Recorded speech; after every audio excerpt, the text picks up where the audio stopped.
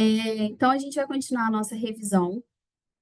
Mesmo esquema, qualquer dúvida me perguntem, qualquer parte da matéria que eu falar e você lembrar, tipo, isso eu não lembro muito bem, isso não tá tão legal, me manda mensagem ao longo da semana, tá? Que a gente vai dando esses ajustes finais, porque, gente, agora é ajuste. O que tinha que fazer já fez, a gente agora vem só dando ajuste, só ajeitando, dando uns pitaquinhos nos negócios. Então, hoje a gente vai começar a partir da questão 23, que a última questão que a gente fez na última aula foi a 22, que foi até aquela da conta, né? Que eu errei um sinal, sabe Deus onde. Também não olhei para ela de novo, fiquei com raiva da questão, mas a gente terminou nela, né? Na questão 22. Então, hoje nós vamos da 23 até a 31, 32, por aí, tá bom? Então, vamos lá. Ó, questão número 23 é uma questão para a gente lembrar um pouquinho sobre as doenças visuais e sobre as lentes, que é um assunto muito comum no nosso dia a dia. E no Enem também, principalmente a lente envolvida com as doenças, tá? Nunca cai só a doença tipo aleatória. Sempre envolve a lente ali junto. Então, ó, um estudante foi ao oftalmologista reclamando que de perto ele não enxergava bem. Depois de realizar o exame, o médico explicou que tal fato acontecia porque o ponto próximo da vista do rapaz estava a uma distância superior a 25 centímetros. E que para ele corrigir o problema, deveria usar óculos com lentes de 2 graus. Isso é, possuindo uma vergência de 2 dioptrias. Do exposto acima, pode-se concluir que o estudante deve usar lentes. Muita coisa para a gente conversar. Primeiro, ponto próximo. Ponto próximo é a menor distância que eu enxergo com nitidez. É aquela distância de quando eu pego uma coisa para ler, eu coloco ela assim, ó. Essa é a minha distância de conforto. Eu não coloco nem mais perto, nem mais longe. Essa é a minha distância de conforto. Isso aqui é o meu ponto próximo. Ele pode variar de pessoa para pessoa, mas ele tem em média ali 20, 25 centímetros, tá? Esse rapaz, esse estudante, ele não enxergava bem de perto. O que que ele tem? Ele tem hipermetropia. Hipermetropia é quando eu não enxergo bem de perto. Miopia é quando eu não enxergo bem de longe. Presbiopia é também quando eu não enxergo bem de perto, mas o motivo é outro. E astigmatismo é quando eu enxergo sem foco. É quando eu perco a capacidade de focar. Então, essas são as 4 doenças que costumam aparecer na prova, que são cobradas na prova, né? Hipermetropia é o que eu tenho, eu não enxergo bem de perto. Então, eu preciso de óculos para ler, para estudar, para mexer no computador. O míope é quem não enxerga bem de longe. Tanto hipermetropia quanto miopia, o problema tá no meu cristalino, que não tem a convergência exata para que eu enxergue bem. A presbiopia, apesar de ser de perto, ela é um problema no músculo ciliar. Lembra que a gente tem um músculo que ele fica fazendo acomodação visual? Esse músculo uma hora pifa, né? A gente vai envelhecendo, ele vai estragando. Então a presbiopia, apesar de também ser de perto, é um problema do músculo, vai vir com a idade. E o astigmatismo é um problema na córnea. Quem tem astigmatismo, a córnea tem um formato meio esquisito, meio irregular. Então, a pessoa não consegue focalizar, independente se está perto ou se está longe, tá? Então, esse cara, ele não enxergava bem de perto. Ele tem hipermetropia. Perto, gente, ó, perto, per. Eu sempre decorei assim. Então, de perto, hipermetropia. Quem tem hipermetropia vai usar lente convergente, que é aquela lente de borda fina, convergente. E ele quer saber qual é o foco dessa lente. Para descobrir o foco dessa lente, a gente vai pensar na vergência. Vergência é o inverso da distância focal. Vergência é uma palavra chique para falar grau. Bom, ele tem uma vergência de 2 dioptrias, isso é igual a 1 sobre f. Logo, meu f é igual a meio. Meio metro, porque está no sistema internacional. Então, a nossa vergência vai ser de 50 centímetros. Então, ele vai usar uma lente convergente com 50 centímetros de distância focal. O míope usa lente divergente. O presbíope também é convergente. É só você lembrar, ele é igual ao hipermétrope. Também é convergente. E o astigmatismo, ele vai usar lente cilíndrica. Ela não é nem a convergente, nem a divergente. Ela é um outro tipo de lente, que a gente chama de lente cilíndrica.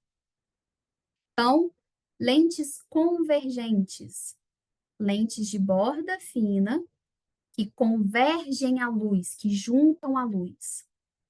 Lentes divergentes, lentes de borda grossa, que divergem, que espalham a luz. Quase tudo usa lente convergente. Lupa, microscópio, telescópio, câmera de celular, a câmera aqui do computador que vocês estão me vendo, tudo usa lente convergente. O olho mágico da porta de apartamento usa lente divergente. É o único exemplo, gente. Além do óculos, é claro. Mas todos os aparelhos, data show, projetor de slide, telescópio, microscópio, tudo é lente convergente. Caso a gente aqui calculou o foco, né, tendo a distância da vergência. Mas outra forma de calcular o foco seria usando a formulinha da fimose, a mesma do espelho. É a mesma fórmula, né? Nem um trem novo para a gente decorar. Então, caso precise, eu posso aplicar essa fórmula aqui também, sem problema nenhum. Tudo bem? Deu para lembrar um pouquinho de lente e principalmente das doenças? Foi? Foi, Débora. Beleza. Então, passemos para a questão 24. O som é um dos meios pelos quais os animais se comunicam e obtêm informações do ambiente ao seu redor. Considerando-se um microfone com uma área efetiva igual a 2,5 centímetros quadrados, que recebe durante o intervalo de tempo de 20 segundos uma energia de 0,034 milijoules, é correto afirmar que a intensidade do som em miliwatts por metro quadrado é igual a... Nossa Senhora, Débora, eu li e não entendi nada. Tudo bem, vamos começar com os dados. Ele me deu a área que esse microfone alcança, 2,5 centímetros quadrados. Ele me deu um tempo de 20 segundos.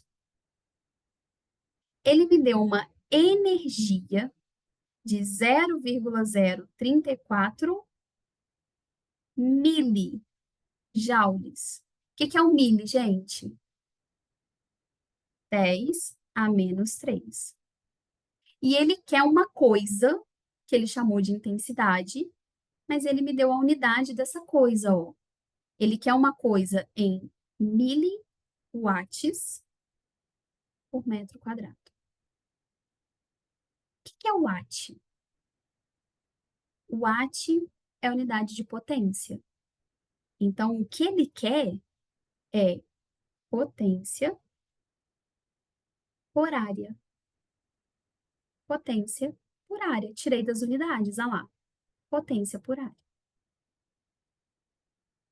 Primeira coisa, para esse metro quadrado, preciso passar de centímetro para metro.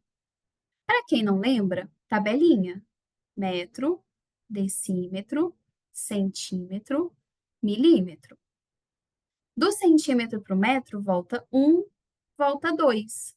Mas como é quadrado, na verdade, volta 4. Então, nossa área vai ser 2,5 vezes 10 a menos 4 metros quadrados. Ok? Como que calcula a potência? Potência é aquela fórmula que está guardada aqui, ó, no fundo do coração. Potência é energia sobre tempo. A gente pode, inclusive, fazer separado. Vamos fazer. Primeiro, vamos calcular a potência. Então, potência é energia sobre tempo.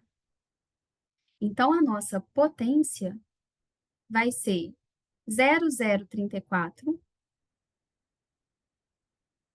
vezes 10 à terceira, menos 3, perdão, dividido por 20. Posso melhorar isso um cadinho, né? Vou andar aqui, ó. 1, 2, 3, para virar 34. 34 vezes 10 a menos 6 sobre 20. Então, a minha potência vai ser 34 dividido por 2, daria 17. Só que não é 2, é 20. Então, vai dar 1,7 vezes 10 a menos 6 watts. Mas ele quer em miliwatt. Então, minha potência vai ser... Se bem que a gente pode mexer com isso só no final. Vamos deixar assim mesmo, em watt. Então, agora, eu vou calcular o que ele quer, que ele chamou de intensidade, que é a potência sobre a área. Tirei isso das unidades. Então, essa tal intensidade vai ser 1,7 vezes 10 a menos 6, dividido por 2,5 vezes 10 a menos 4. Beleza? 1,7 dividido por 2,5 dá 0,68. 0,68. Esse 10 a menos 4 vai subir positivo. Então, 10 a menos 2, né? Menos 6 mais 4. Só que eu quero em mili. Eu tenho que fazer aparecer aqui um 10 a menos 3. Para esse cara aí para menos 3, eu tenho que andar com essa vírgula uma casinha. Então, a minha intensidade vai ser 6,8 vezes 10 a menos 3. Esse 10 a menos 3 é o miliwatt. Então, letra D.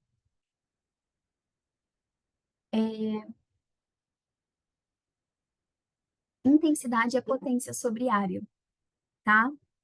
Mas essa área pode estar em metro, em centímetro, isso não precisa obrigatoriamente ser sistema internacional. Então, por isso que eu tirei a fórmula das unidades. É possível fazer isso. Nem toda fórmula a gente tem obrigação de saber, tá? Às vezes a gente pode fazer igual a gente fez nessa questão aqui. Outra coisa, aproveitando essa questão, né? Ela traz aqui para a gente o mili. E aqui também, cuidado, para não confundir com metro. Eu já vi questão, por exemplo, que fala para você que o tempo é 50 milissegundos. Aí o que que a pessoa acha? Metros por segundo. Faltou foi o tracinho. Não, isso é velocidade. Cara, isso é tempo, só que em milissegundos. Então, nós temos o mili, que é 10 a menos 3. Nós temos o micro, que é 10 a menos 6. Nós temos o nano, que é 10 a menos 9. Então, é legal saber esses carinhas de cor, tá? Porque qualquer coisa pode vir com mili, com micro e com nano. O mili é um M normal, o micro é um M metido e o N também é um N metido, ok? Outra coisa, o som é uma onda. É uma onda mecânica. O que significa isso? Ele precisa de um meio para se transportar, né? O som, ele não existe no vácuo. No vácuo é um silêncio absoluto. O som é uma onda mecânica, ela precisa de um meio. Esse meio pode ser o ar, pode ser um meio material, por exemplo, se eu socar minha mesa. Então, o som é uma onda que precisa de um meio, ok? O som faz tudo que uma onda faz. Reflete, refrata, difrata, interfere. Sem problema nenhum. Ele é uma onda, como qualquer outra. Alguma dúvida aqui? Alguém quer falar alguma coisa? Tudo bem? Seguimos a vida então.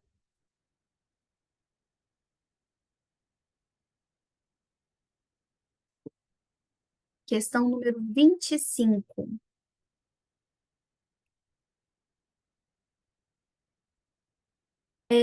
O eletrocardiograma é um exame utilizado para avaliar o estado do coração de um paciente. Trata-se do registro da atividade elétrica do coração ao longo de um certo intervalo de tempo. Tanto que o gráfico tem tensão, que é uma coisa elétrica, sobre tempo. A figura representa o eletrocardiograma de um paciente adulto, descansado, não fumante e em um ambiente com a temperatura agradável. Nessas condições, é considerado normal um ritmo cardíaco entre 60 e 100 batimentos por minuto. Com base no eletrocardiograma apresentado, identifica-se que a frequência cardíaca do paciente é. Então, ele quer que a gente determine a frequência cardíaca. Primeira coisa, quando eu olho as alternativas, eu percebo o seguinte: não tem um valor exato. Tipo assim, ele não quer saber se a frequência é 30, é 90, é 60. Ele não tem um valor exato. Se não tem um valor exato, significa que eu posso fazer conta com valores aproximados. Vamos lá. Eu quero a frequência. Tem duas formas de eu calcular a frequência.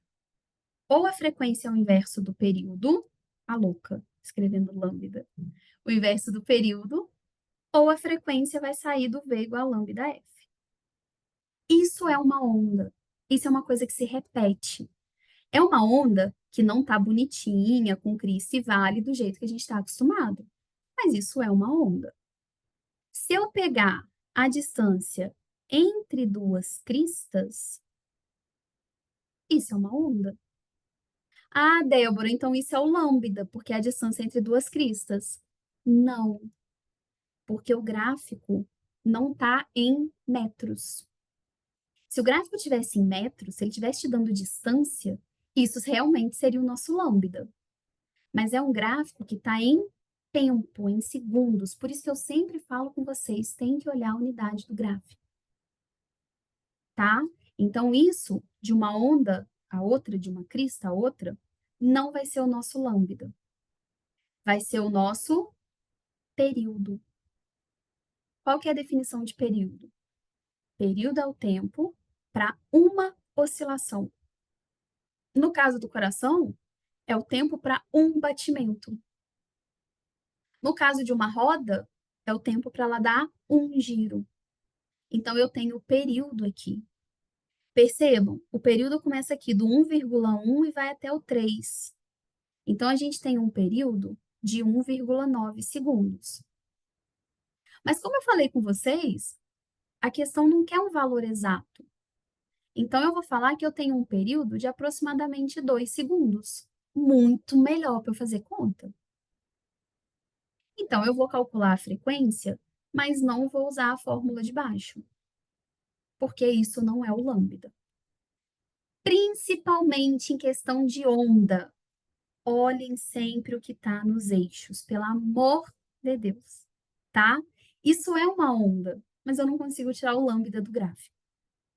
Então, eu vou fazer que a frequência é o inverso do período. Ó, então a frequência deu meio. Meio o quê?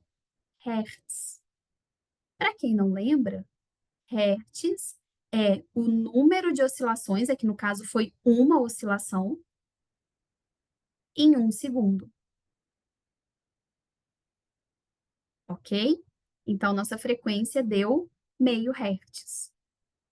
Porém, se vocês se lembrarem da questão, ela dá para gente a frequência cardíaca em BPM, batimento por minuto. BPM. E ela me fala que o normal é entre 60 e 100. Como que eu passo de hertz para BPM? Regra de 3. Pensa comigo. Se eu demoro 1 segundo para fazer meio batimento,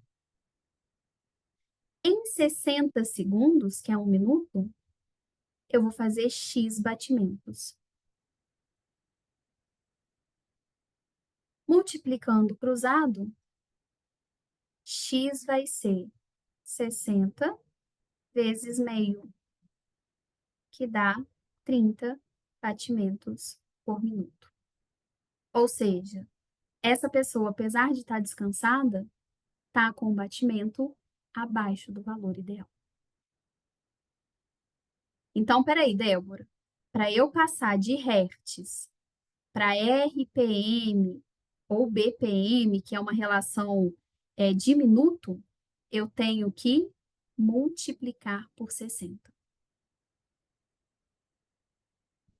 Tudo bem? Eu estou passando de rotação por segundo para rotação por minuto. Então, a gente vai multiplicar por 60. Ok? Deu para lembrar? Período. Tempo de uma única oscilação, uma volta. Frequência. O número de voltas por segundo, se for em hertz, que é o sistema internacional. E repito, todo gráfico tem que olhar os eixos. Vai que aqui tivesse em hora, sei lá, vai que tivesse numa unidade diferente. Então, por mais que você saiba fazer a questão, se você errar o eixo, já era. Então, a gente precisa olhar o eixo com atenção. Ok? Amém? Ô, Débora, Oi. nesse caso desse desenho, desse gráfico, quer dizer, Aham. tem uma onda em meia ou duas ondas? Eu sempre fico em dúvida nesse tipo de gráfico, na hora de Pois é. contar as ondas, e às vezes Que precisa para as acontece? contas, né? Às vezes precisa. Eu não sei te falar, porque eu não sei onde ele começa aqui.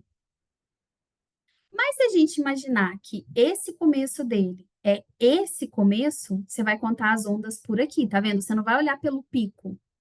Por quê? Porque ele não começa num pico. A não ser que você vire para mim e fala assim, de pico até o outro pico. Aqui tem duas ondas.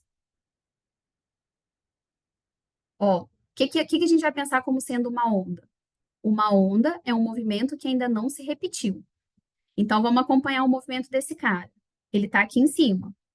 Ele desce, ele faz um monte de coisa. Quando ele chega aqui, ele vai repetir o que ele já tinha feito. Então, essa é a sua primeira oscilação. Ele desce, ele faz um monte de coisa. Quando ele chega aqui, essa vai ser sua segunda oscilação. Então, a gente pode falar que em 4 segundos e pouquinho, a gente teve duas ondas. Agora, no Entendi. gráfico inteiro, quantas ondas tem? Eu pensei em pegar como base esse início. E aí, daqui até aqui, primeira repetição. Daqui até aqui, segunda repetição. Daqui até o final, terceira repetição. Então, aqui teriam 3 ondas completas.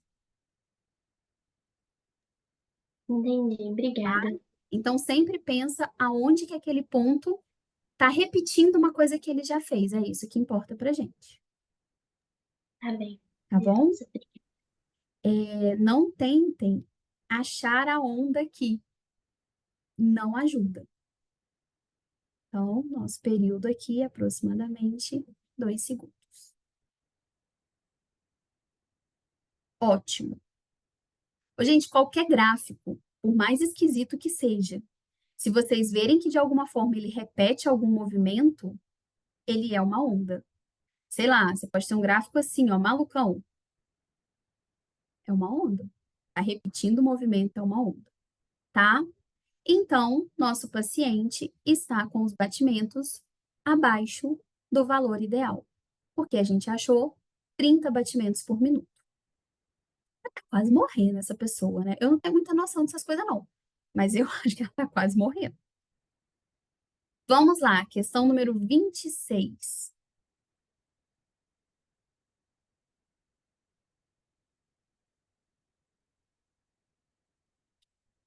O violino, putz, violino. Violino é um trem que tem corda. O meu cérebro já pensou, ó, corda. É uma corda que vibra e sai som. É uma questão de ondulatório. O violino é um instrumento que sempre cativou os físicos. E entre os de maior destaque, podemos citar Albert Einstein, estudioso das grandes composições de música clássica. Tal instrumento para adultos costuma medir uns 60 centímetros ou até mais.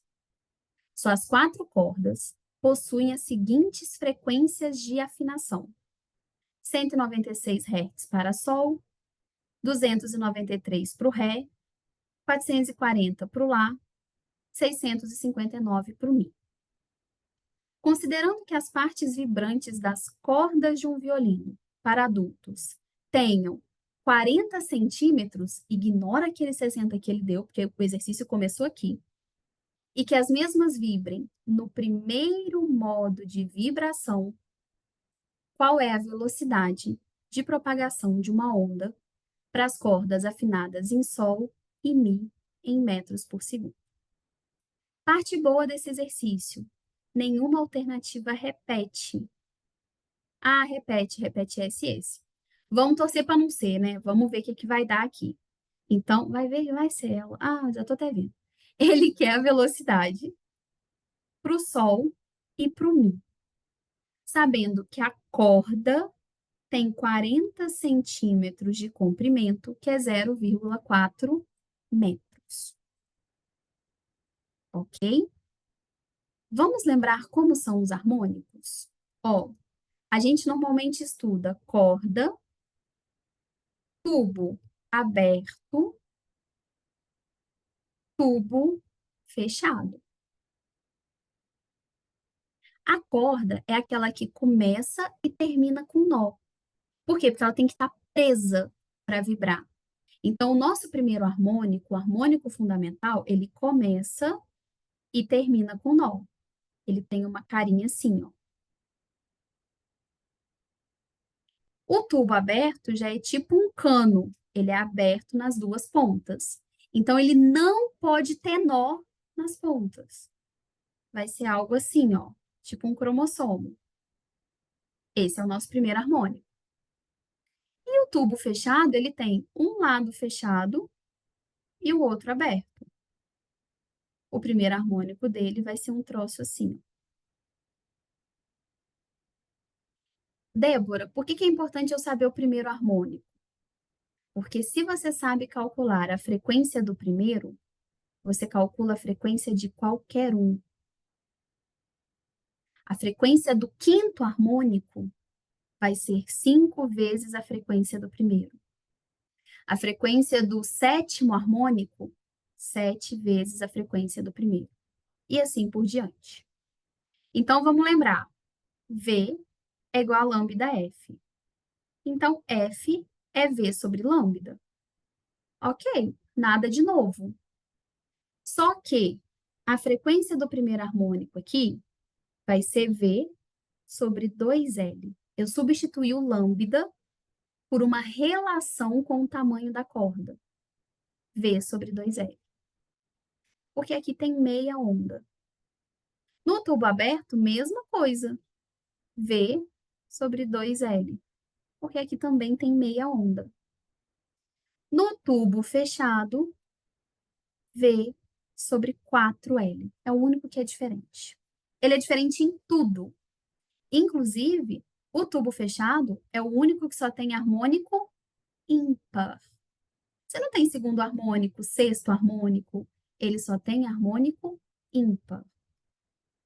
E é importante para mim conhecer a frequência e a carinha do primeiro harmônico de todo mundo. Isso aqui é legal vocês levarem para a prova, tá? Começou a fazer exercício, falou de um instrumento de corda, você já sabe que você vai usar esse trem aí. Falou de um instrumento de sopro, é um tubo aberto ou um tubo fechado, e aí ele vai te dar informação, ok? No nosso exercício, a gente está falando de corda, então a gente vai usar V sobre 2L, onde L é o tamanho da corda e não da onda, ok? Voltemos para o exercício, então. Vou fazer primeiro para o Sol. Ele falou que está no primeiro modo de vibração. Isso significa que está no primeiro harmônico. Primeiro harmônico também pode ser chamado de fundamental. Olha quantas palavrinhas, né? Então, eu vou fazer a frequência do primeiro harmônico mesmo, que vai ser V sobre 2L. Quanto vale a frequência do Sol? Cadê? Aqui, ó, 196. É igual a V sobre 2 vezes 0,4. Então, a minha velocidade vai ser 196 vezes 0,8. Minha velocidade tem que ser um cadinho menor que 196, né? Por quê? Porque é vezes 0,8. 196 vezes 0,8 vai dar 156,8. Claro, vai dar o que tem dois valores. Então, eu já sei que ou é a letra A ou é a letra E.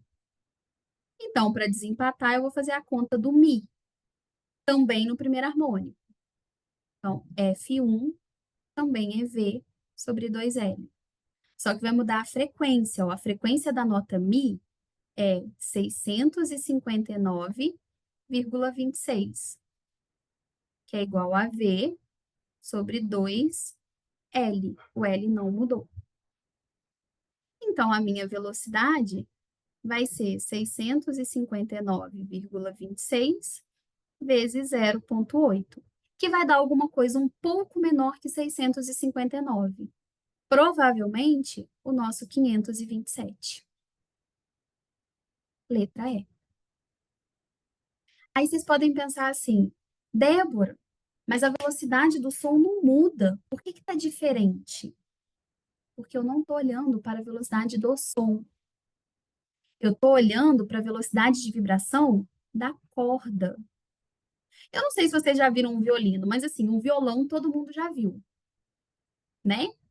O violão tem cordas de grossuras diferentes, de materiais diferentes.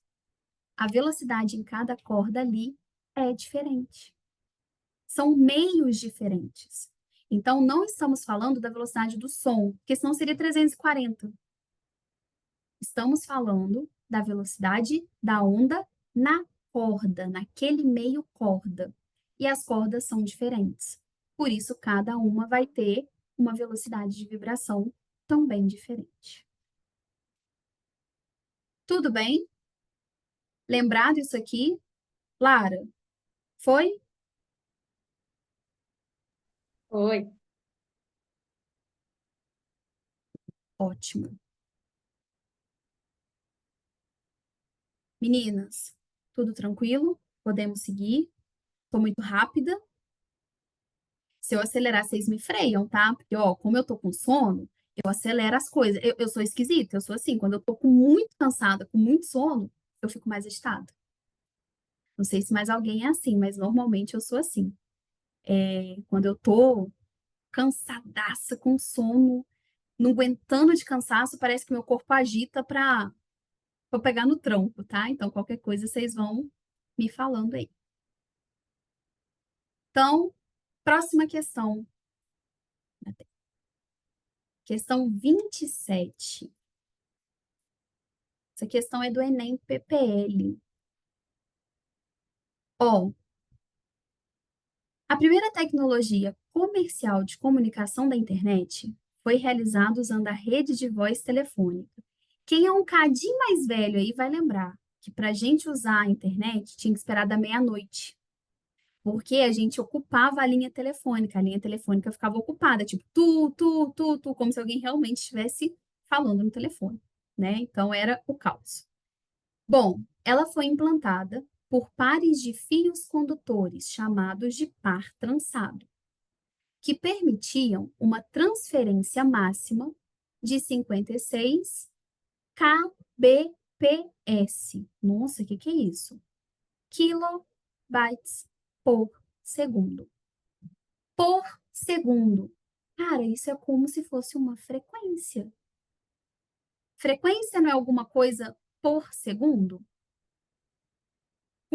Com que frequência a gente tem aula? Uma vez no tempo de uma semana. Com que frequência você escova o dente? 3 vezes em um dia. Com que frequência que esses bits passam? 56 quilo por segundo. Ok? Isso é uma frequência.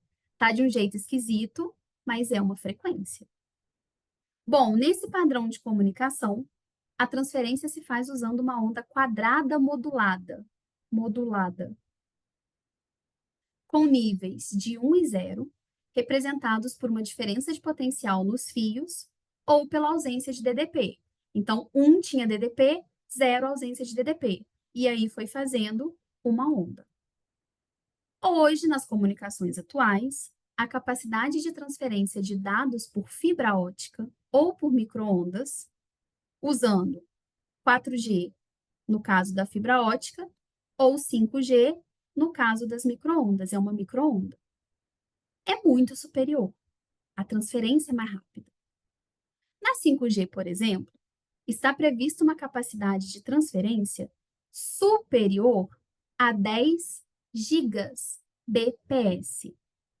Gigabyte por segundo, para cada dispositivo conectado. Considere que a informação é transportada a uma velocidade de 2/3 da velocidade da luz, por uma perturbação do campo elétrico ou por uma onda eletromagnética. Ou seja, tanto para a onda trançada, que era de DDP, quanto para a onda de 5G, que é uma onda eletromagnética. Qual é o comprimento em metro de 1 bit de informação transportado tanto no par trançado quanto na rede 5G? A questão é mais chata do que difícil, porque olha só, ele quer o comprimento de onda, ele me deu a velocidade, ele me disse que a velocidade é 2/3 de 3 vezes 10 à oitava, corta, isso vai dar 2 vezes 10 à oitava. E ele quer, ele deu a frequência, né? Qual que é a frequência do par trançado? 56 quilo. Olha eu abrindo o quilo, porque o quilo é unidade, não é grandeza, né? Ele é um prefixo, ele é um número. 56 quilo bps, byte por segundo. Ok. Então, eu vou simplesmente fazer um V igual a lambda F.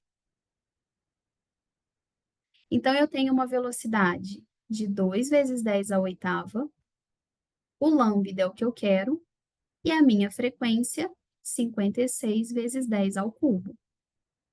Pega o 56 e passa para cá dividindo, ó. 2 vezes 10 à oitava, dividido por 56 vezes 10 ao cubo. Débora, ferrou, não sei fazer 2 dividido por 56. Eu também não. Aí, o que que eu faço? Eu transformo esse cara em 200. 200 vezes 10 à sexta. Ok? 200 dividido por 5 ia ser 4, né? Por 50 ia ser 4. Só que algum número um pouquinho menor que 4. Eu não coloquei as alternativas aqui. 200 dividido por 56, olha lá, vai dar 3,57.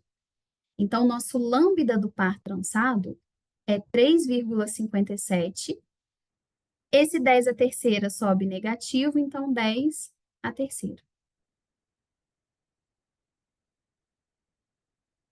Pronto, par trançado, resolvido. Agora do 5G.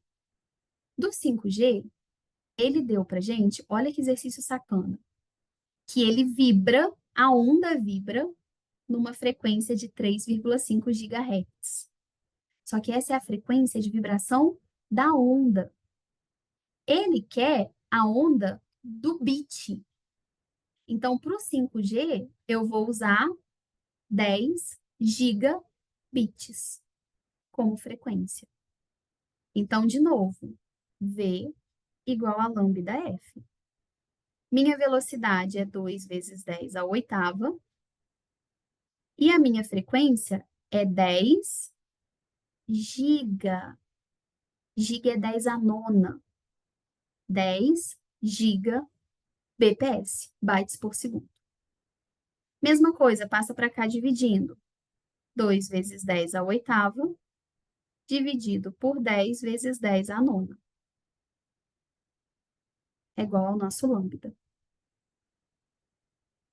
2 dividido por 10 é meio. E o 10 a 9 vai subir negativo, então vai ficar 10 a menos 1. Como é que tá aí no gabarito? Tá 5 vezes 10 a menos 2? Ou tá assim mesmo?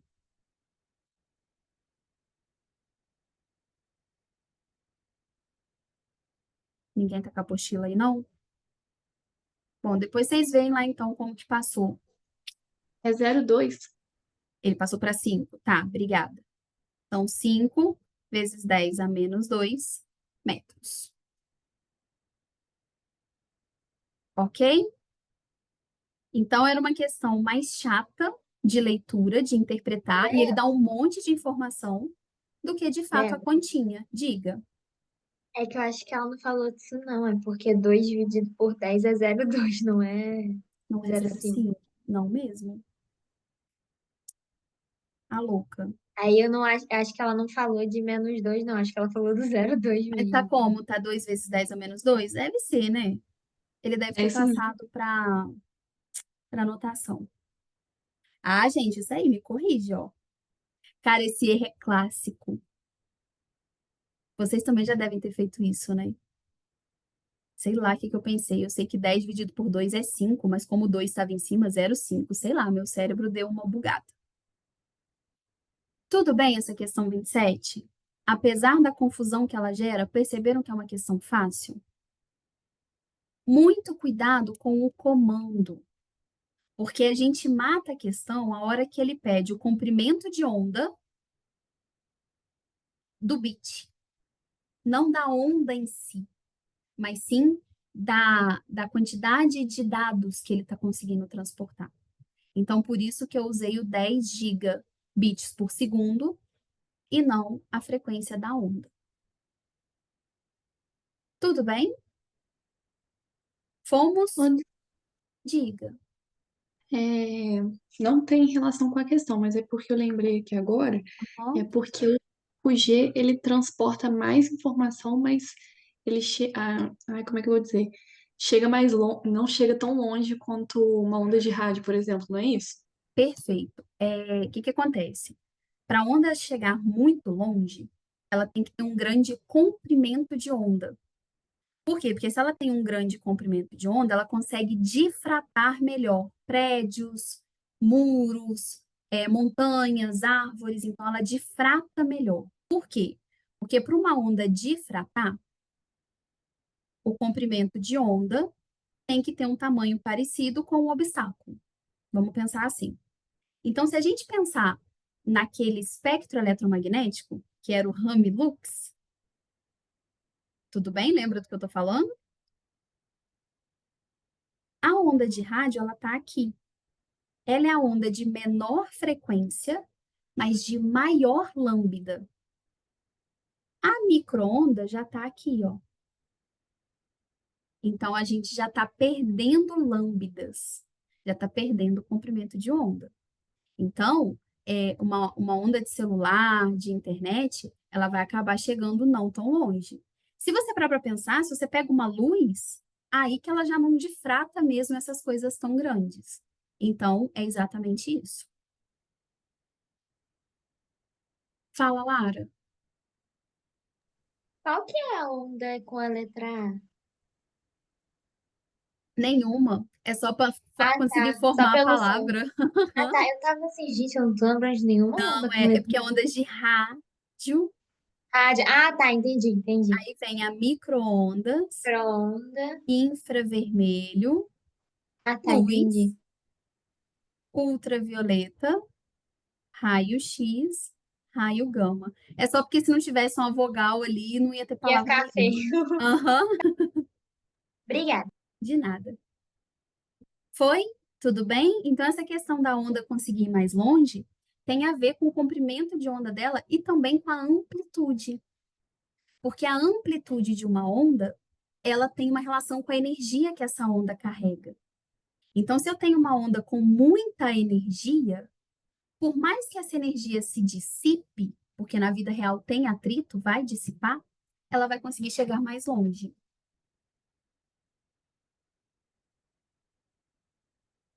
Entendi, obrigada. De nada.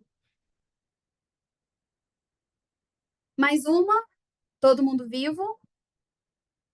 Yasmin, tudo certo por aí? Clara, tudo ok?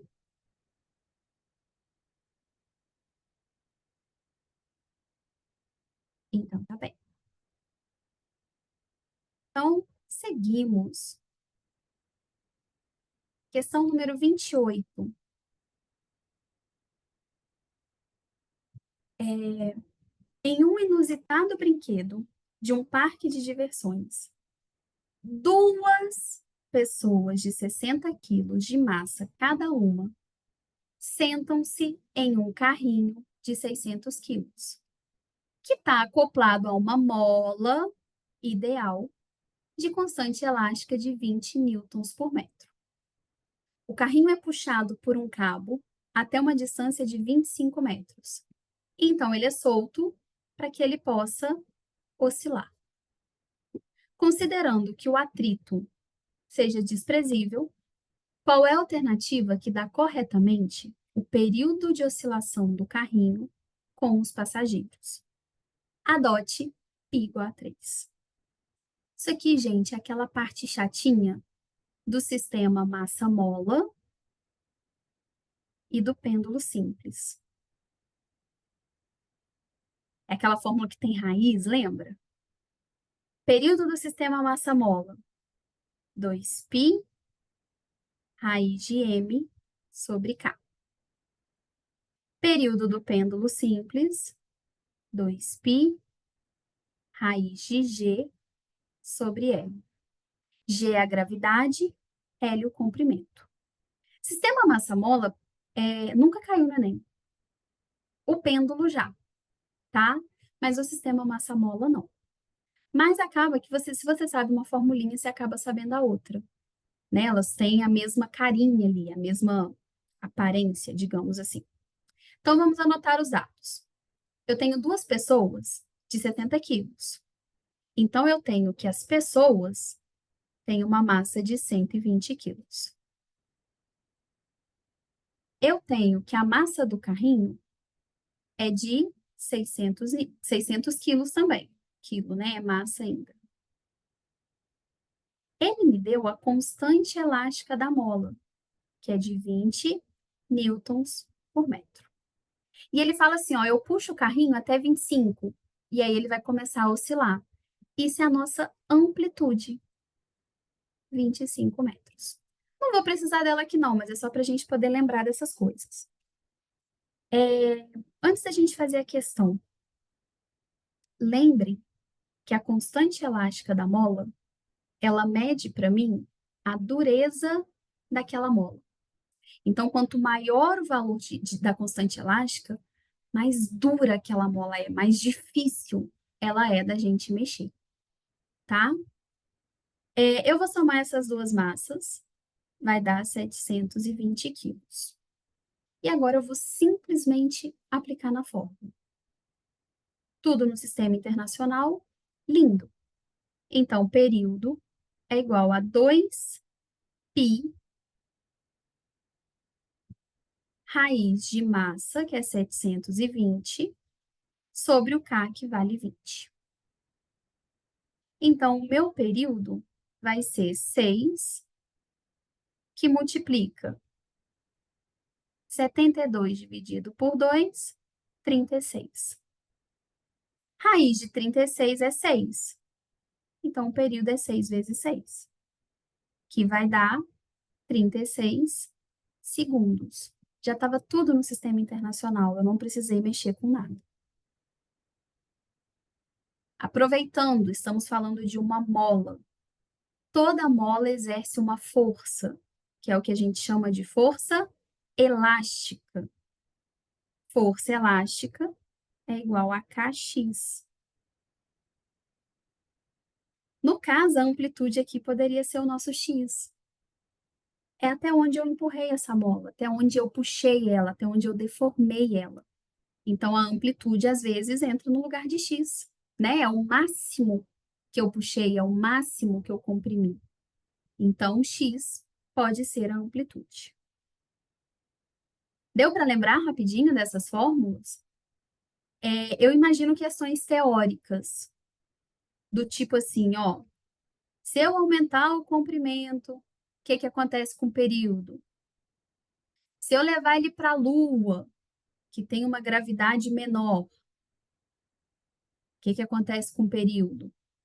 Então, eu imagino questões mais teóricas, mas aquela questão que mesmo para fazer a teoria é bom saber a fórmula. Ok? Lembraram desse tópico chatinho?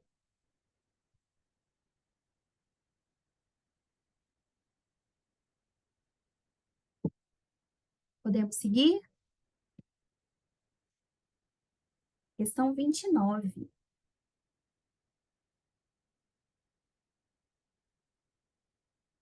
Vamos começar a lembrar um pouquinho de elétrica, tá? Da 29 em diante, temos umas questõezinhas de elétrica para a gente poder lembrar. Então, olha só. Um pente plástico é atritado com papel toalha seco. Atritado, esfregado. A seguir, ele é aproximado de pedaços de papel que estavam sobre a mesa. Observa-se que os pedaços de papel são atraídos e eles acabam grudando no pente, como mostra a figura. Nessa situação, a movimentação dos pedaços de papel até o pente é explicada porque os papeizinhos... Então, olha só. Primeiro ele fala que ele atritou. Então, primeiro eu tive uma eletrização por atrito. Depois ele fala que ele aproximou. Quando aproxima, é por indução. A terceira, que não está aqui, é por contato. Então, eu tenho 3 formas de eletrização: atrito, contato, indução. No atrito, gente, vai esfregar, vai ter movimento. No contato, eles se tocam, só se tocam, sem esfregar. Na indução, eles só se aproximam, ok? Bom, na eletrização por atrito, os corpos sempre vão adquirir cargas opostas. Então, se eu pego uma caneta e atrito no meu cabelo, um vai ficar positivo, o outro vai ficar negativo. Eu não sei quem vai ficar o quê, mas um vai ficar positivo e o outro vai ficar negativo. Então, no atrito, eles sempre vão conseguir ter cargas opostas. No contato, já é o oposto. Os corpos se encostam e aí eles vão adquirir a mesma carga. Eles vão adquirir cargas iguais. Inclusive, o contato é o único que a gente faz continha, que a gente faz aquela média, né? Pega a carga do primeiro corpo, mais a carga do segundo, divide por 2. Ah, juntei 3 corpos de uma vezada só. Soma tudo, divide por 3. E a indução é aquela que só se aproxima. E aí, normalmente, o corpo sente uma separação de cargas. A indução é muito aplicada no fio terra, não se esqueçam. Se alguém te perguntar qual é o funcionamento do fio terra, tem muito a ver com indução, né? Na verdade, a indução aparece muito junto com o fio terra, né? Isso que eu queria dizer. Por quê? Eu tenho um corpo neutro. Gente, o que é um corpo neutro? É aquele que o número de prótons é igual ao número de elétrons. E aí eu aproximo um corpo cheio de elétrons desse corpo neutro. Por causa da eletrização por indução, os elétrons vão vir tudo para cá, ó, fazendo com que aqui sobre prótons. Então, eu tenho uma separação de cargas. Sem fio terra, só separa. Com fio terra, esses elétrons vão procurar para onde descer. Por causa da repulsão mesmo. Tá? Então, se tiver fio terra, eles saem do corpo. Se não tiver fio terra, só separa. Ah, tirei esse cara daqui. Tudo bem, volta tudo ao normal, eles se juntam de novo. Ok? Então, são as 3 formas de eletrizar um corpo. Caso eu precise calcular o quanto de carga que esse corpo tem, Q é igual a NE, onde N é o número de cargas e E é a carga elementar. Ela é sempre dada para a gente não precisa decorar. Tá bom? Então, agora que a gente lembrou, voltemos à questão. Então, ele falou de um pente que foi atritado. Então, o pente tem carga. E ele se aproxima de uns pedacinhos de papel que estava ali na mesa. O que a gente pode imaginar? A gente pode imaginar que o pente tem alguma carga, ou positiva ou negativa. Já os pedacinhos de papel que estavam na mesa, eles estavam neutros. O corpo neutro, ele é atraído tanto por cargas positivas quanto por cargas negativas. E, gente, só existe atração ou repulsão se tiver campo elétrico. O campo elétrico é justamente a região que delimita que esses processos podem acontecer. Então, esse cara tem um campo elétrico por causa das cargas que ele acumulou. E à medida que ele se aproxima dos papeizinhos, esse campo elétrico exerce força sobre os papeizinhos, que, sendo neutros, são atraídos tanto se o pente for positivo, quanto se o pente estiver negativo. E eu sei que o pente está ou positivo ou negativo, porque ele foi atritado. Não tem como ele estar neutro, não tem como ele estar normal. Então, letra A. Grudou porque foram influenciados pela força de atrito que ficou retida no pente. Eu não sei nem analisar essa questão. Letra B. Serem influenciados pela força de resistência do ar em movimento. Letra C. Experimentarem um campo elétrico capaz de exercer força elétrica. Letra D. Experimentarem um campo magnético capaz de exercer força magnética. Não. Letra E. Possuírem carga elétrica que permitem ser atraídas ou repelidas pelo pente. Também não. Como que calcula a força elétrica? Com o campo. Força é a carga vezes o campo. Então, quanto maior o campo, maior a força que eu sinto, tanto de atração quanto de repulsão. Aproveitando essa questão, né, na letra D, ele fala do campo magnético. Quem gera campo magnético? Ímã e corrente elétrica. Lembra do eletromagnetismo? Não é o caso desse pente. Então, a letra C vai ser a nossa resposta correta.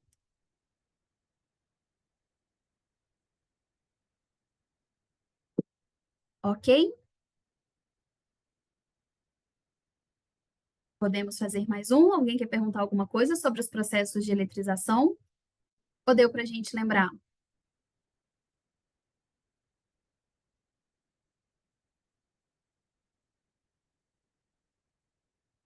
Ok. Questão 30. Um carro que trafegava em uma estrada durante uma tempestade, clássico, né? É atingido por um raio.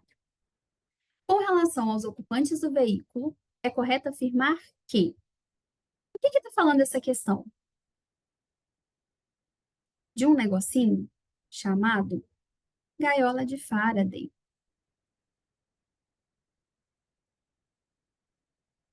A gaiola de Faraday ela vai acontecer quando um objeto metálico não deixa o campo magnético entrar dentro dele. Que entrar fora não tem jeito, né? Enfim, o carro é feito de metal. Então, quando ele é atingido por um raio, essas cargas elétricas, elas se distribuem ao redor do carro, sem que nenhuma entre no carro. De tal forma que o campo elétrico aqui dentro vale zero. Débora, isso só acontece no carro? Não, no elevador. Quando eu estou num elevador totalmente metálico, bem vedado, e eu não consigo falar no telefone, é porque a onda elétrica, eletromagnética, não conseguiu entrar. Ok? Então serve para qualquer objeto metálico. Se eu pegar meu celular, encapar ele num papel alumínio, ele vai ficar com um sinal fraquíssimo, isso se não perder, por causa do esquema chamado gaiola de Faraday. Gente, pelo amor de Deus, não é o pneu. Ai, mas o pneu é um bom isolante. Sim, e todo isolante pode vir a ser um condutor. Depende da quantidade de carga envolvida. Ok? Então, não é por causa do pneu. Então, vamos lá. Com relação aos ocupantes do veículo, o que eu posso afirmar? Sofreram um choque elétrico? Não. O campo lá dentro é zero, não vai chegar neles. Somente o motorista sofrerá choque elétrico por estar em contato com o volante do veículo? Não. Sofrerão choque elétrico? Não. Letra D. Não sofrerão nenhum choque elétrico devido aos pneus serem constituídos de material isolante, garantindo o isolamento do carro. Não. Vai ter que ser a letra E agora, né? Não sofrerão nenhum choque elétrico, pois a carroceria do carro é formada de material condutor, de modo que a eletrização ocorre apenas na sua superfície externa. É isso. Letra E. Lembrando que o que define um material como condutor ou isolante é a capacidade que ele tem de movimentação de cargas. O que é um material condutor? É o cara que conduz com facilidade. O que é um material isolante? Não é o cara que não conduz. Ele também conduz, só que com certa dificuldade. O ar é um bom isolante.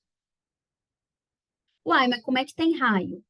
Porque ali tem tanta energia envolvida entre a nuvem e o solo, que mesmo o ar sendo um cara que tem dificuldade para conduzir, naquela situação ele conduziu.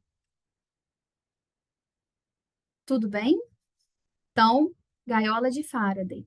A eletricidade fica do lado de fora e o campo lá dentro é nulo. Aproveitando esse assunto de raio, rapidinho, para-raio. Para-raio tem hífen? Ixi, eu acho que tem. Para-raio. Enfim, para-raio funciona por causa de um negocinho chamado poder das pontas. O para-raio é pontiagudo. Então, aqui eu tenho um acúmulo maior de cargas. Lembra que a corrente elétrica, e isso vale para o raio, que é uma corrente elétrica, ele é preguiçoso. A corrente elétrica é preguiçosa. Então, se ela tiver que optar entre cair num telhado reto, que a carga está toda esparramada, ou num lugar que essa carga está concentrada, que tem um campo elétrico ali mais intenso, ela vai cair no lugar mais pontiagudo. É muito mais provável eu tomar um choque se eu tocar alguma coisa com o meu dedo do que tocar com a mão inteira. Então, para-raio tem a ver com o poder das pontas, tá? Mas eu estar protegida dentro de um carro tem a ver com a gaiola de Faraday. Foi? Débora, Oi. toda vez que você fala isso, eu lembro direitinho, quando eu era criança, teve uma notícia no jornal de que uma família foi sair do carro e foi tirar uma criança, um Aham. bebezinho. Só que caiu o fio em cima do carro. Todo Nossa. mundo que foi pondo a mão para tirar a criança tomou choque. Foi um atrás do outro, foram 5 Menos a pessoas. criança. Menos a criança morreu. Todo mundo É, morreu. é isso aí. Só a última pessoa que levou um choque forte, mas sobreviveu. Sim, porque o choque ele vai passando, então ele vai perdendo um pouco a intensidade, mas ainda com certeza chegou nela. E o que que Isso acontece aí. também? Essas cargas, quando elas escoam no carro, elas acabam deixando o chão aqui perto acumulado. Então, mesmo que você não toque no carro, mas que você chegue aqui perto, você pode levar um choque. Outro dia eu ouvi uma questão que falava disso, ela falava de um trio elétrico. Porque no trio elétrico a gente está ali no chão, todo mundo perto do carro. É super perigoso se estiver chovendo, com tempestade. É capaz da gente morrer que a gente está ali no chão e o cantor não. Então, o chão ali perto também fica eletrizado. Isso aparece direto em cena de série que envolve o corpo de bombeiro. Não sei se vocês já viram, eu já vi isso em série, em filme. Tem todo um rolê assim para poder deseletrizar o carro, para a pessoa poder andar ali, ela tem que andar com o pé arrastando, né, para não dar diferença de potencial. Porque o que que é o choque? O choque é quando carga elétrica passa no meu corpo. O meu corpo, ele tem carga elétrica. Os nossos neurônios, eles fazem as sinapses, muitas delas através de conexões elétricas, né? A sinapse de um neurônio com outro. Então, a gente tem essa capacidade de, de movimentação de cargas, né? De corrente elétrica. Só que quando esse valor é muito alto, dá o choque. E aí, dependendo, né, do tamanho do choque, da intensidade, dá vários fatores, desde morte a simplesmente formigamento, né? Que é aqueles choquinhos bobos que a gente toma. Então, o que que é o choque? Passagem de corrente elétrica sobre o meu corpo. Para ter corrente elétrica, tem que ter DDP. Então, eu não posso dar o passo, igual eu estava falando com vocês, porque isso vai gerar diferença de potencial. Ok? Deu para lembrar um pouquinho dessas duas coisas? Lorena, você falou quando Deu você era sim, Débora. pequena, você lembra dessa reportagem? Eu lembro já de outra reportagem, eu já não era tão pequena mais, eu já estava no ensino médio, de um caminhão. Quando o caminhão começou a andar com câmera de filmar, né, para filmar o trajeto dele e tudo mais. E aí o caminhão tá passando assim, vem um caminhão na contramão e ele recebe um raio. E aí isso na época, nossa, foi para televisão, porque o cara não Meu morreu. Deus. Aí a repórter fala: veja o exato momento em que os pneus salvaram a vida do motorista. Jesus. Juro pra você. Então, assim, é muito comum a gente pensar que é o pneu. É muito comum. E aí o Enem adora isso. Então, não tem nada a ver com pneu. Todo condutor pode vir a ser um isolante. Eita, contrário. Todo isolante pode vir a ser um condutor, se tiver muita energia envolvida. Meu pai já tomou um choquezinho tocando violão na igreja, porque tava chovendo muito. Olha só, E todo mundo ali tocava e tomava um choquezinho. eu tenho pavor de choquezinho. Eu lembro na época da faculdade que quando a gente ia fazer experiência no laboratório de Física 3, que é a física de eletricidade, eu era que ficava anotando as coisas, fazendo conta, porque eu tenho pavor de choquezinho. Você quer me deixar de mau humor?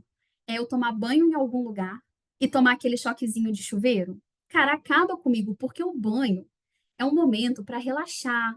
Você tá vulnerável, você tá pelada, aí você vai, ai, toma aquele choquezinho. Acabou com o meu humor. Eu detesto tomar choque.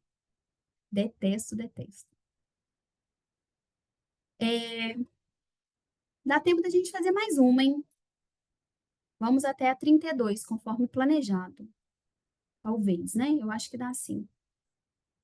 Bom, a nossa questão 31, ela já vai trazer um circuito para a gente poder lembrar.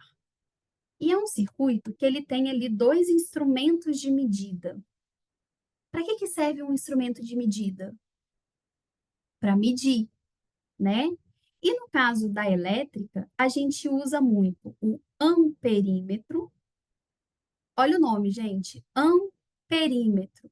Ele mede ampere, ele mede corrente. E a gente usa muito o voltímetro. Voltímetro, volts. Ele mede voltagem, ele mede DDP. O amperímetro, ele precisa sempre ser colocado em série, porque em série a corrente não muda. O voltímetro, ele precisa ser colocado em paralelo, porque em paralelo a DDP não muda. O Enem adora instrumento de medida. E ele adora aquelas questões que ele te dá um monte de circuito e te pergunta em qual que essas coisas estão ligadas da maneira correta. É só analisar se está em série ou se está em paralelo. É isso que importa para a gente, tá? Então, vamos lá. Ó, o diagrama representa um circuito simples, constituído de um resistor variável.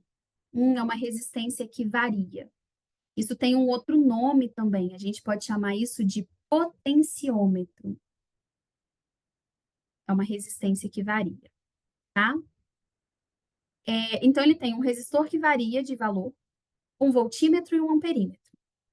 Se a resistência do resistor variável aumentar, o que a gente vai observar? Então, vamos pensar na primeira lei de Ohm. V é igual a RI. A voltagem da bateria não muda. Não muda a bateria. Então, a energia desse circuito, que está alimentando esse circuito, a voltagem desse circuito, ela é constante. Então, o voltímetro não muda de valor. Agora, quando a resistência aumenta, a corrente diminui. Isso é o que a maioria de vocês errou no nosso último simulado. Lembra que eu falei com vocês? Eu mandei esse áudio para todas vocês. Eu falei exatamente a mesma frase de quem errou a questão. Toda vez que alguma coisa no meu circuito muda, eu tenho que pensar num novo circuito. Então, quando a minha resistência era 1000, eu tinha uma determinada corrente equivalente a esses 1000. Quando a minha resistência aumenta para 10.000, eu passo a ter um outro valor de corrente, porque a corrente é esperta. A corrente que sai da minha bateria, ela já sabe o que ela vai enfrentar nesse circuito. Então, ela já sai literalmente com valor alterado, com valor diferente. Então, o amperímetro, que mede a corrente, vai diminuir a leitura, vai ver um valor menor. Já o voltímetro não se altera. Por quê? Porque não mudou a bateria. Então, a leitura do voltímetro não se altera, a leitura do amperímetro diminui. Gente, onde eu encontro uma resistência variável? Sabe essas lâmpadas que você consegue ajustar assim? Ela não tem só acesa e apagada. Você consegue ajustar o brilho dela? Aquilo ali é um resistor variável. Dependendo do quanto a gente gira, a gente está alterando essa resistênciazinha, esse potenciômetro, e com isso mudando o valor da resistência.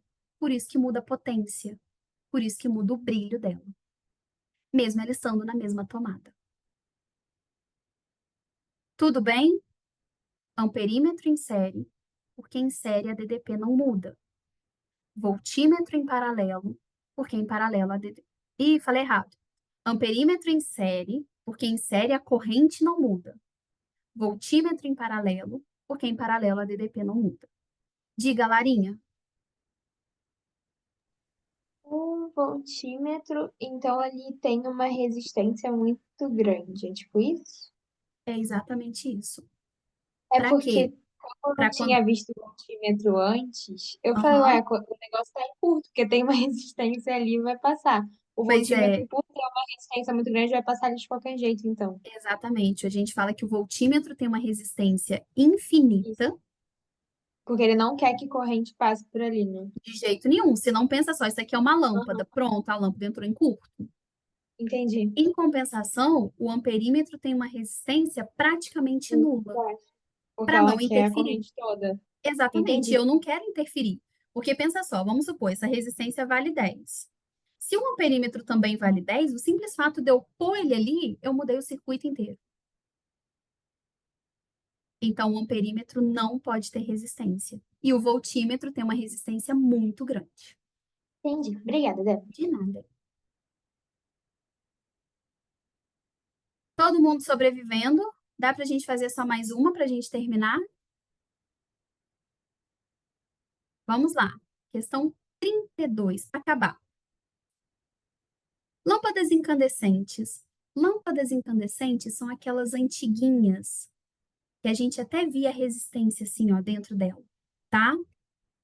São constituídas de um filamento de tungstênio dentro de um bulbo de vidro com um gás a baixa pressão. Essas lâmpadas podem apresentar diferentes potências quando submetidas à mesma tensão elétrica. Opa, DDP está mantendo. Tensão, DDP, voltagem, tudo a mesma coisa. Um estudante precisa selecionar a lâmpada que forneça o maior brilho. Para isso, o que ele vai ter que escolher? Pronto, maior brilho. Falou de brilho, falou de potência. Potência é o funcionamento do aparelho. Então, se a função da lâmpada é brilhar, estamos falando da potência. A gente fala de três fórmulas de potência, né? Tem o pote V, tem o pote RI ao quadrado e tem o pote V ao quadrado sobre R. Eu aqui vou usar uma que tenha a voltagem, porque ele me disse que a voltagem é constante, ele mantém a mesma voltagem. E nas alternativas, ele está relacionando resistência. Uai, então eu tenho voltagem com resistência. Eu vou usar essa. Então, potência é V ao quadrado sobre R.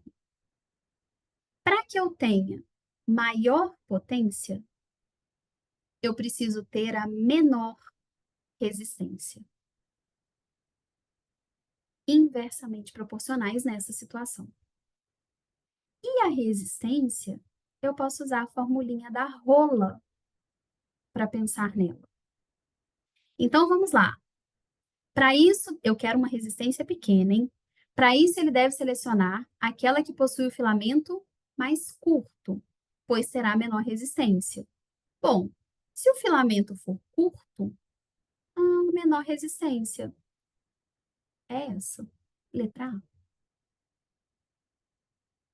Então, tá vendo que é uma questão simples, teórica, cada alternativa uma frasezinha, mas eu preciso analisar as equações.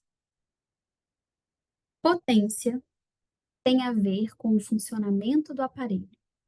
Em momento nenhum, ele pediu para você calcular qual que tem maior potência.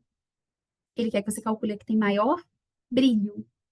Porque brilhar é a potência da lâmpada, é a função da lâmpada. É para isso que ela gasta energia, para poder brilhar.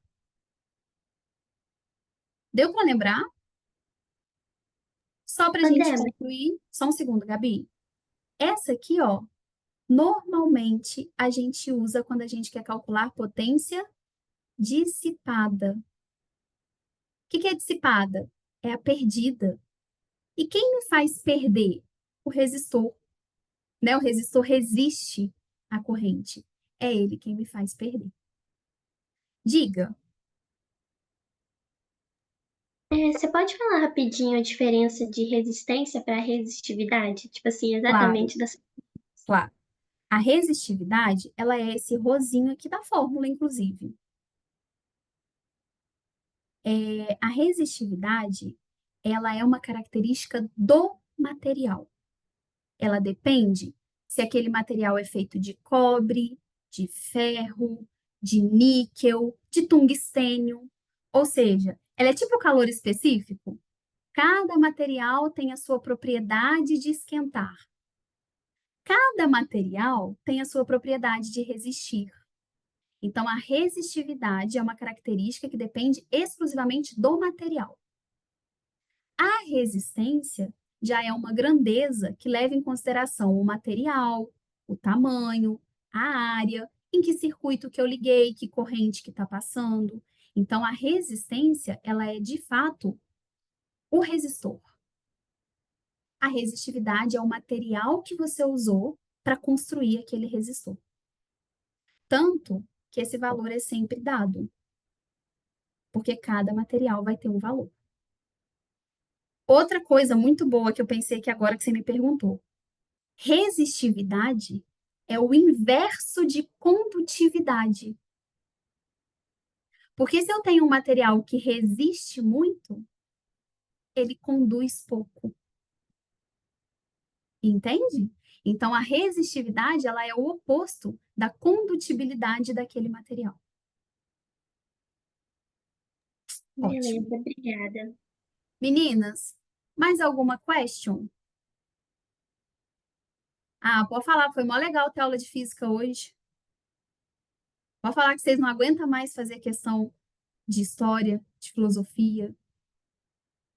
Ô, gente, eu tô tendo uma matéria de filosofia na faculdade. É difícil pra caramba esse trem, né?